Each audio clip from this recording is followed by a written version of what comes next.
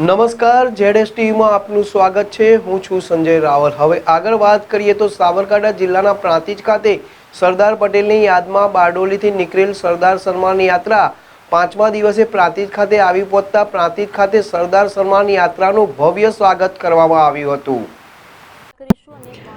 સરદારની કર્મભૂમિ બારડોલીની પવિત્ર ધરતી પરથી આ યાત્રા 50 ગાડીના કાફલા સાથે 12 દિવસની સરદાર સન્માન યાત્રા 18 જિલ્લા 62 તાલુકા અને 355 ગામોને આવરી લેવામાં આવશે।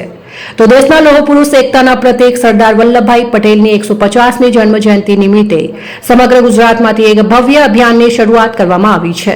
આ અભિયાન અંતર્ગત સરદાર સન્માન યાત્રા 2025 નામની યાત્રાનો શુભારંભ કરવામાં આવ્યો છે, જે સમગ્ર ગુજરાતમાં જિલ્લે જિલ્લે અને તાલુકે તાલુકે ફરશે। આ યાત્રાનો પ્રારંભ 11મી સપ્ટેમ્બર 2025ના રોજ બારડોલીના ઐતિહાસિક સ્વરાજ આશ્રમથી કરવામાં આવ્યો છે, જે યાત્રા અમદાવાદ બાદ આજે પ્રાંતિજ નાની ભાગોળ વિસ્તારમાં આવેલ પટેલ સમાજની વાડી ખાતે સરદાર સન્માન યાત્રા આવી પહોંચતા ઉપસ્થિત સૌ કોઈ ફૂલહાર પહેરાવીને સ્વાગત કર્યું હતું। તો નાની ભાગોળ વિસ્તારમાં આવેલ સરદાર પટેલના બાવળોને પણ ફૂલહાર પહેરાવવામાં આવ્યા હતા।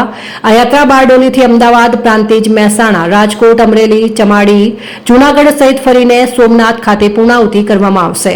તો પ્રાંતિજ ખાતે સરદાર સન્માન યાત્રા આવી પહોંચતા પ્રાંતિજ તલોદના ધારાસભ્ય ગજેન્દ્રસિંહ પરમાર, પૂર્વ મંત્રી જયસિંહ ચૌહાણ, પૂર્વ ધારાસભ્ય મહેન્દ્રસિંહ બારૈયા, તાલુકા પંચાયત પ્રમુખ પ્રદીપસિંહ રાઠોડ, પ્રાંતિજ નગરપાલિકા પ્રમુખ અનિતાબેન જિગ્નેશભાઈ પંડ્યા, ભાજપ જિલ્લા પ્રમુખ કનુભાઈ પટેલ, ભાજપ પ્રાંતિજ તાલુકા પ્રમુખ કલ્પેશભાઈ પટેલ, તાલુકા સદસ્ય રાજ પટેલ, સુનિલદાસ મહારાજ, નગરપાલિકા પૂર્વ પ્રમુખ જિગ્નેશભાઈ પંડ્યા, અનિલભાઈ પટેલ, મહાવીર સિંહ, સંજયભાઈ પટેલ સહિત ભાજપ કાર્યકરો, આગેવાનો, પટેલ સમાજના આગેવાનો તેમજ પ્રાંતિજ સહિત તાલુકામાંથી પાટીદાર સમાજના ભાઈઓ બહેનો મોટી સંખ્યામાં ઉપસ્થિત રહીને ભવ્ય સ્વાગત કર્યું હતું।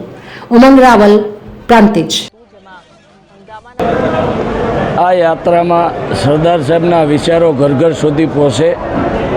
એક ભારત શ્રેષ્ઠ ભારત, જ્ઞાતિ જાતિના વાડામાંથી બહાર રહે અને અમે જે બધા ભારતીય છીએ એમ થઈ અને રહે ત્યારે જ સરદાર સાહેબને સાચી શ્રદ્ધાંજલિ આપી ગણાશે।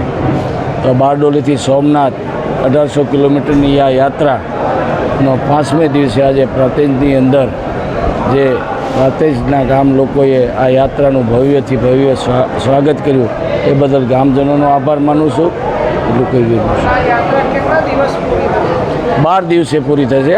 બારડોલીથી સોમનાથ આજે 5મો દિવસ છે। કાલે મહેસાણા, પરમથી સુરેન્દ્રનગર, રાજકોટ, મારું ગામ ચમાડી, ભાવનગર, અમરેલી, જૂનાગઢ અને સોમનાથ 22 તારીખ।